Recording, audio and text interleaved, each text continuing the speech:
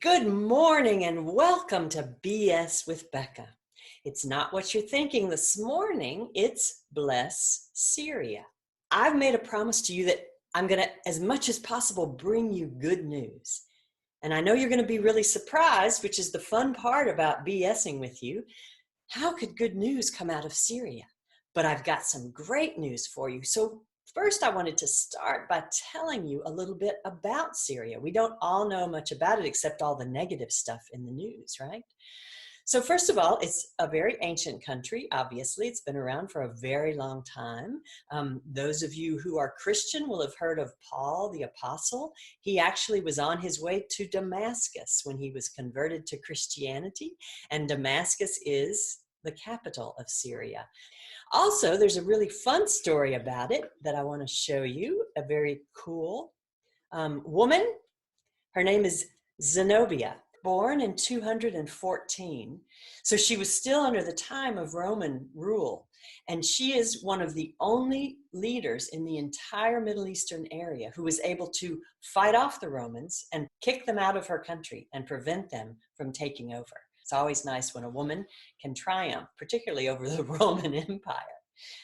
This little town, I'm not going to try to pronounce the name.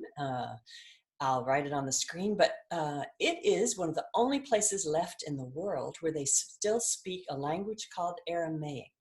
And if you're familiar, or if you've ever heard one of my sermons, you'll know I often preach about how Jesus actually spoke Aramaic. It was the dialect of Hebrew that he spoke. It's always fun to find a living language from ancient times.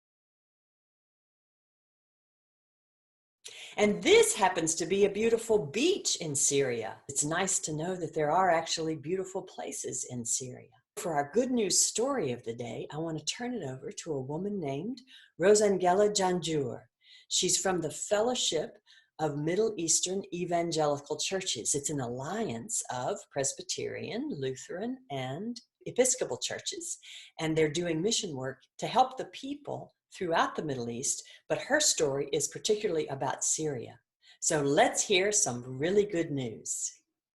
For us in the Fellowship of the Middle East Evangelical Churches, FMEEC, we saw in COVID-19, or the year 2020, a year full of challenges, but also full of opportunities to reach out to those who need us most, even from our lockdown. Our target was Syria, who suffered war, poverty, sanctions, and now COVID-19.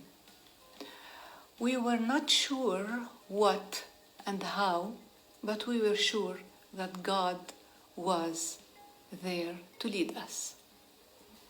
FMEEC also went on to mobilize the 186 Sunday school teachers who are part of our capacity building program, so they would reach the children in their homes in the lockdown via the internet, because the churches are closed during the COVID-19. These teachers belong to 19 churches and 3 other child-friendly spaces across Syria, with around 2,000 children ages 3 to 14.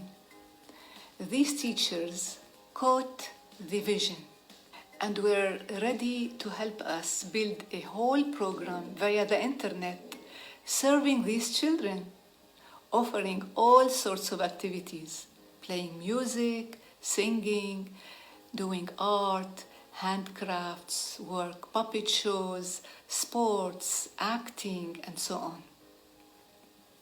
The homes of these children are now transformed during COVID-19 and became full of positive energy and joy. The children are connecting with other children and friends around Syria and around the world, sharing their experiences and even dreams for the future, which they never told anyone before COVID-19. Isn't this a great story? What I'm trying to tell you is there's BS everywhere. A couple of days ago, I talked about beautiful solidarity. Today, I'm saying bless Syria. It's just bringing some good news all over the place. So I hope you'll find some good news today to share.